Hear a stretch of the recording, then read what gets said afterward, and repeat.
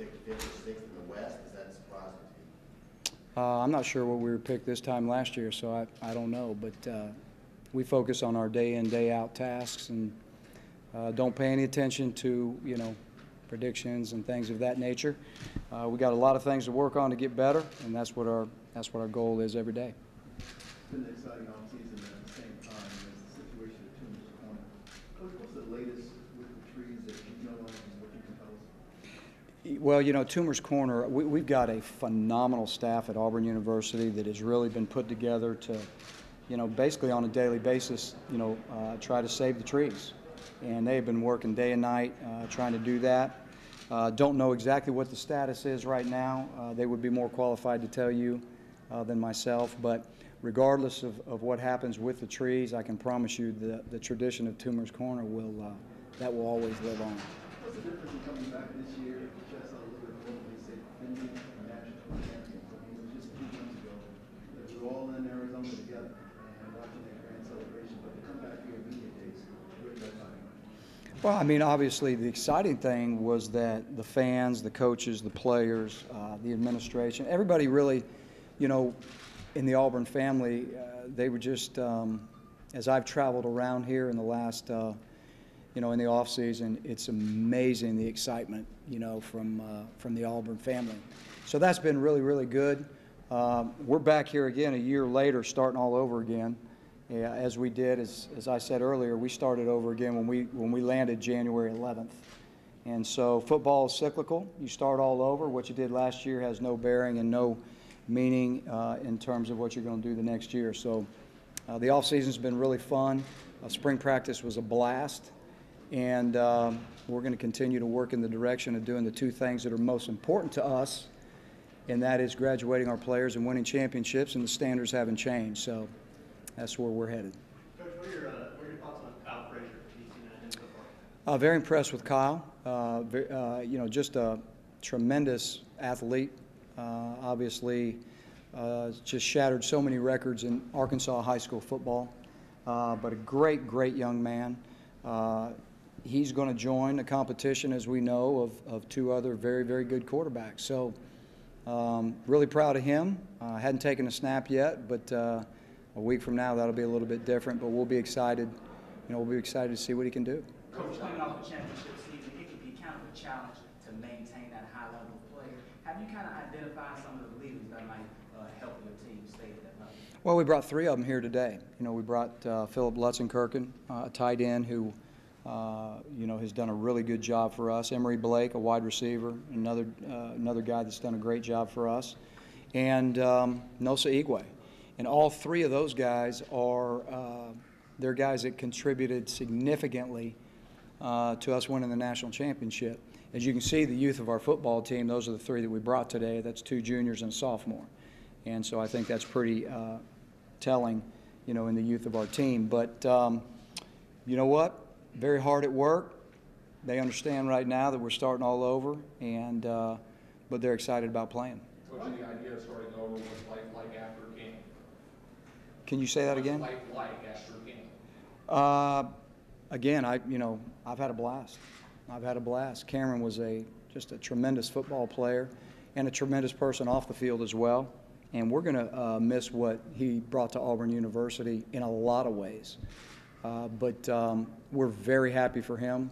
Heisman, first pick of the draft. He's done so many and accomplished so many great things. But the bottom line is we got a lot of young players that we recruited that we're excited about. So I'm speaking for not only me, but my whole coaching staff. We're really anxious to get started and move on. Coach, the way the media is now, and it's getting bigger every year covering this event, covering your football team, is it harder to be yourself and easier to have your guard up a little bit? I'm always myself. No, I think, this is really a great example of why the SEC is, different than a lot of different leagues. I mean, just look around. Look at, today, it's a 3-day event. This is what it's all about. And again, this is great for the league.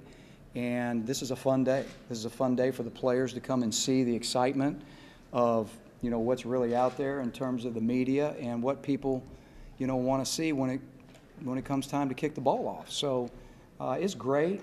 We enjoy coming to these, and there's just, there's just a lot of excitement in the air. And I think it's really kind of neat for the players because I think they kind of start to get the feel. I've been working out all summer. You mean it's really here? There's a football season somewhere around the corner, and I think that's how they feel. So I think it's great for the players and great exposure. But again, I think that's what makes the SEC different. Coach, what are you guys back to running back, Byron and Kelly? How well do they complement each other, and how good can that tandem be this year? Well, we use those guys in two totally different ways, and I think that they can be extremely effective. Michael obviously is a true freshman, rushed for over 100,000 yards, and we expect him to be better. Bless you. We expect him to be better, and that's our expectation for him. And then Ontario is a great complement to him, but they're used in different ways. And, I can't off the top of my head tell you what the average per carry is for Ontario, but I know it's probably pretty significant because when he touches the ball, he's got a tendency to make big runs. That's the way he's designed in the offense to operate. So two different guys, both very productive, counting heavily on them to be more productive than they've been since they've been here. You made an effort to make sure that Gus stayed on staff, and it's quite obvious that you guys have a great relationship. Can you talk about how well you guys get along and why that was so important to you? Well, let me start by saying that it's very important for me to keep Gus on our staff, as it is for me to keep every one of our guys on our staff. That philosophically is very important to me.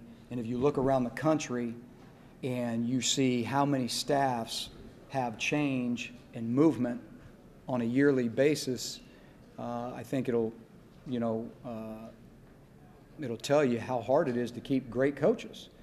And Gus is not the only great coach on our staff. I've got, in my opinion, which I'm sure every head coach out there will differ because he feels the same about his own. But in my opinion, I got the best coaching staff in the country.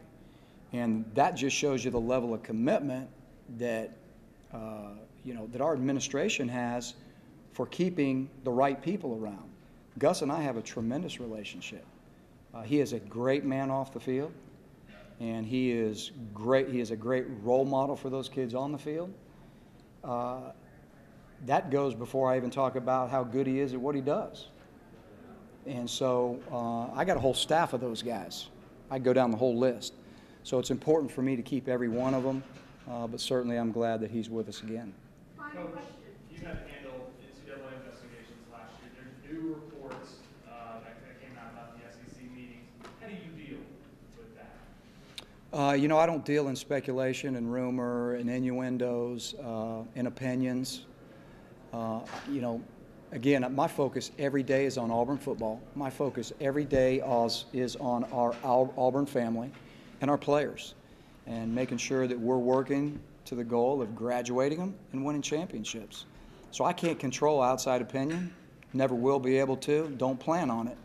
Although we respect, everybody's opinion out there and everybody's got one, that doesn't play a factor into how we do our day in and day out business. Thank you, Coach. Thank you.